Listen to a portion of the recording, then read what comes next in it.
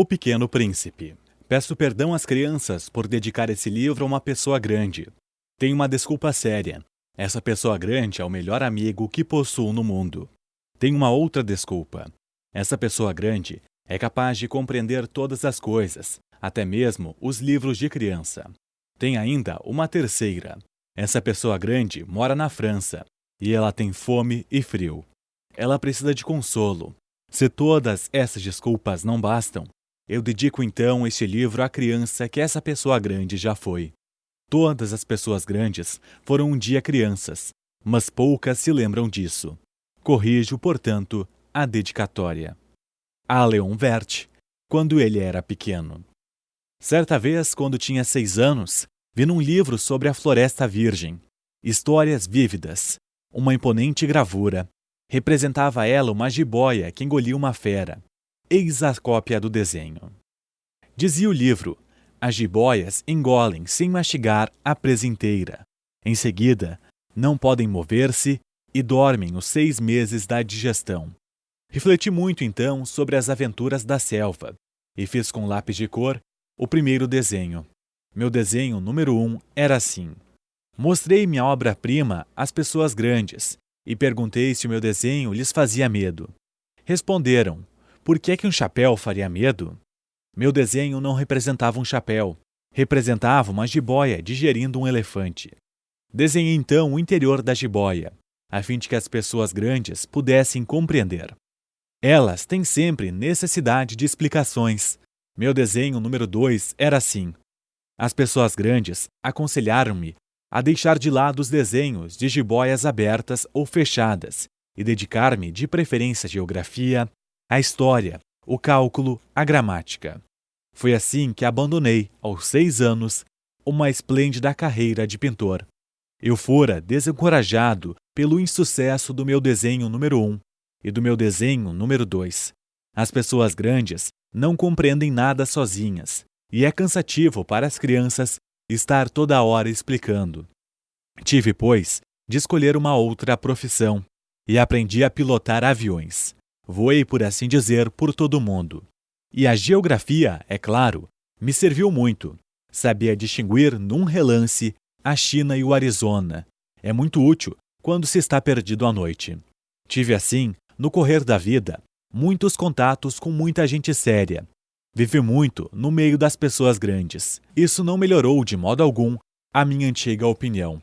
Quando encontrava uma que se parecia um pouco lúcida, fazia com ela a experiência do meu desenho número 1, que sempre conservei comigo. Eu queria saber se ela era uma verdadeira compreensiva, mas respondia sempre: é um chapéu. Então, eu não lhe falava nem de jiboias, nem de florestas virgens, nem de estrelas. Punha-me ao seu alcance. Falava-lhe de bridge, de golfe, de política, de gravatas. E a pessoa grande ficava encantada de conhecer um homem tão razoável. Vivi, portanto, só, sem amigo com que pudesse realmente conversar. Até o dia, cerca de 6 anos atrás, em que tive uma pane no deserto do Saara. Alguma coisa se quebrara no motor, e como não tinha comigo mecânico ou passageiro, preparei-me para empreender sozinho o difícil conserto. Era para mim questão de vida ou morte. Só dava para 8 dias a água que eu tinha. Na primeira noite, adormeci sobre areia, a milhas e milhas de qualquer terra habitada. Estava mais isolado que um náufrago numa tábua, perdido no meio do mar. Imaginei então minha surpresa, quando ao despertar do dia, uma vozinha estranha me acordou. Dizia: por favor, desenha-me um carneiro. Hein? Desenha-me um carneiro. Pus-me de pé, como atingido por um raio.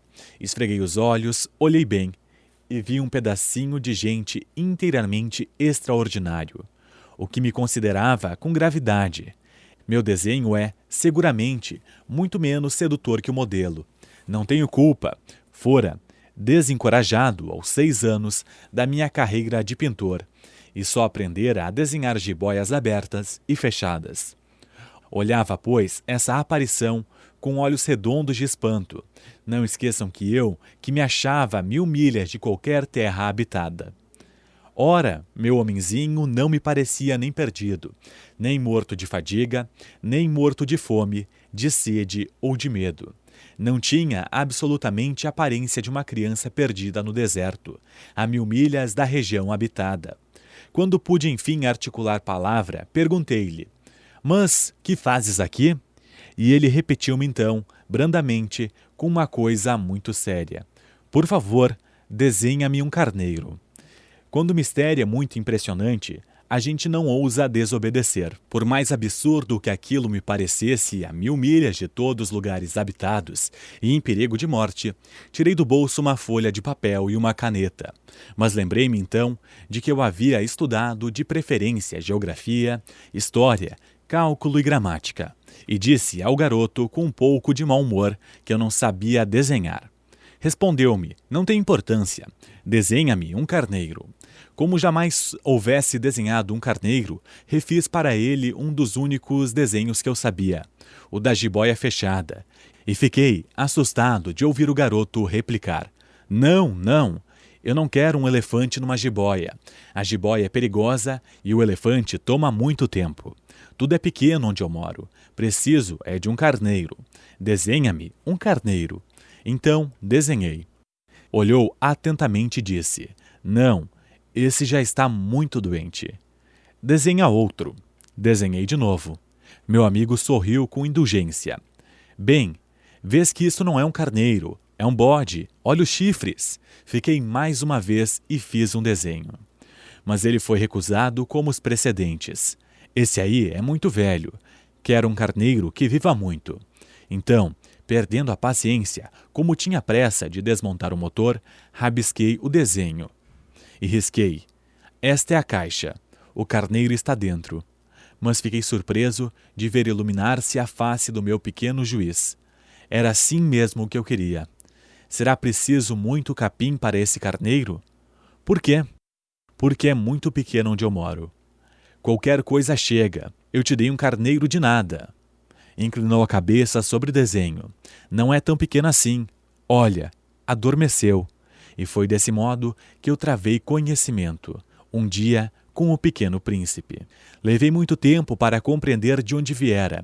O príncipezinho, que me fazia milhares de perguntas, não parecia sequer escutar as minhas. Palavras pronunciadas ao acaso e que foram, pouco a pouco, revelando tudo. Assim, quando viu pela primeira vez meu avião: "Não vou desenhá-lo aqui. É muito complicado para mim." Perguntou-me bruscamente: "Que coisa é aquela?" "Não é uma coisa. Aquilo voa. É um avião. O meu avião." Eu estava orgulhoso de lhe comunicar que eu voava. Então ele exclamou: "Como? Tu caístes do céu?" "Sim," eu disse modestamente. "Ah, como é engraçado." E o príncipezinho deu uma bela risada, que me irritou profundamente. "Gosto que levem a sério as minhas desgraças." Em seguida acrescentou: "Então, tu também vens do céu. De que planeta tu és?" Vislumbrei um clarão no mistério da sua presença. Eu interroguei bruscamente: "Tu vens então de outro planeta?" Mas ele não me respondeu. Balançava lentamente a cabeça, considerando o avião. "É verdade que, nisto aí, não podes ter vindo de longe." Mergulhou então num pensamento que durou muito tempo. Depois, tirando do bolso meu carneiro, ficou contemplando o seu tesouro. Poderão imaginar que eu ficara intrigado com aquela semi-confidência sobre os outros planetas? Esforcei-me então para saber mais um pouco. "De onde vens, meu bem? Onde é tua casa? Para onde queres levar meu carneiro?" Ficou meditando em silêncio e respondeu depois: "O bom é que a caixa que me destes poderá de noite servir de casa." "Sem dúvida. E se tu fores bonzinho, darei também uma corda para amarrá-lo durante o dia, e uma estaca." A proposta pareceu chocá-lo. "Amarrar? Que ideia esquisita." "Mas se tu não o amarras, ele vai embora e se perde." E meu amigo deu uma nova risada. "Mas onde queres que ele vá?" "Não sei, por aí, andando sempre para a frente." Então o príncipezinho observou muito sério: "Não faz mal, é tão pequeno onde eu moro." E depois, talvez com um pouco de melancolia, acrescentou ainda: "Quando a gente anda sempre para a frente, não pode mesmo ir longe."